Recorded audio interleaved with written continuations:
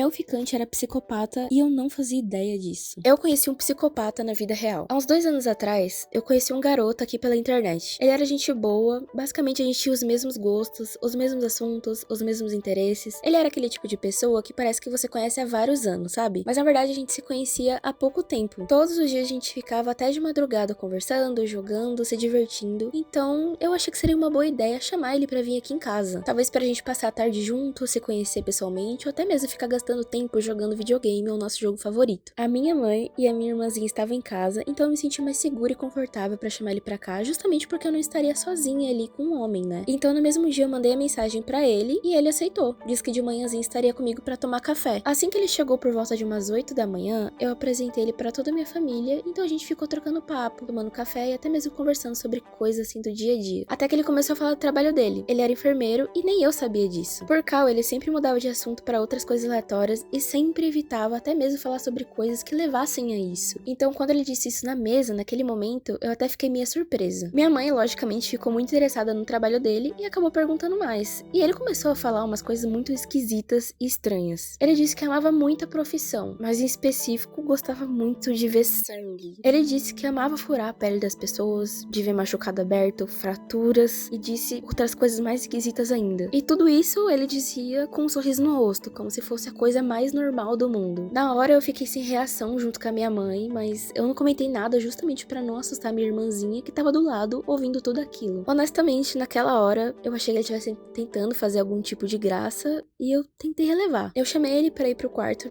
jogar alguma coisa, talvez passar tempo, e fingi que nada disso tinha acontecido. Enquanto eu tava arrumando as coisas, do nada ele vira e me pergunta: "Você gosta desses tipos de vídeo mais gore? De gente sendo mutilada ou até mesmo atropelada?" E na minha frente ele começou a procurar esse tipo de conteúdo. Ele literalmente queria que eu assistisse esse tipo de vídeo junto com ele. E o pior é que ele realmente estava falando sério. Na hora ali eu fiquei completamente sem reação, tentando processar tudo aquilo que tinha acontecido, e eu até pensei em expulsar ele de casa, dando alguma desculpa. Mas enquanto eu tava parada olhando pra cara dele, ele me pergunta: "Posso dormir hoje na sua casa? Vai acabar ficando tarde e acaba sendo perigoso." Honestamente, eu não sei o que passou na minha cabeça, mas eu respondi que sim. Talvez eu nem pensei muito sobre isso. Eu passei o resto daquela tarde tentando enrolar assunto, sempre tentando chamar minha mãe pra fugir dele mesmo. Quando caiu a noite, ele me fez uma pergunta que honestamente fica na minha cabeça até hoje: "Você nunca teve vontade de matar alguém?" Eu achei que era algum tipo de brincadeira sem graça. Na hora eu dei uma risada forçada, mas ele continuou falando que, como eu tinha o carro, a gente podia pegar moradores de rua, colocar no porta-malas e cê sabe, né? Ele falava isso olhando pra mim fixamente, sem expressão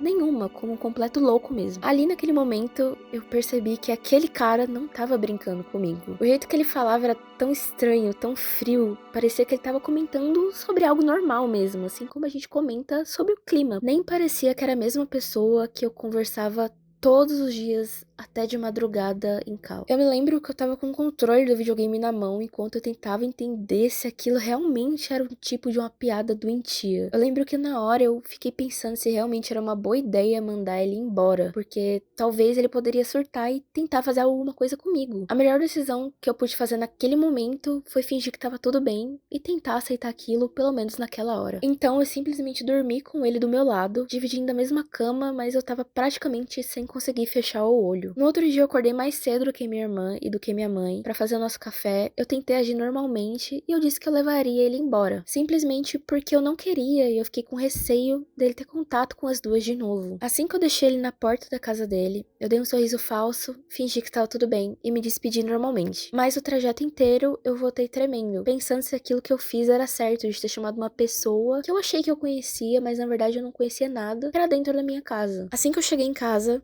eu mandei mensagem pra ele dizendo: "Eu gosto muito de você, mas eu acho que a gente tem ideias diferentes." Então ele surtou, falando várias vezes que queria me ver de novo, e depois ele disse: "Eu sei onde você mora." Naquele momento eu lembro que eu fiquei uns 5 minutos encarando o celular, sem saber muito o que fazer. Então a decisão mais lógica que eu fiz foi ter bloqueado ele em tudo, e depois eu privei todos os meus perfis de todas as redes sociais, porque eu senti muito medo dele vir atrás de mim de novo. Honestamente, aquilo tudo não me assegurava de nada, então eu fui na polícia e eu fiz um BO, mas graças a Deus eu nunca mais vi aquele cara de novo. Mas até hoje eu tenho certeza de uma única coisa: aquele cara era um psicopata.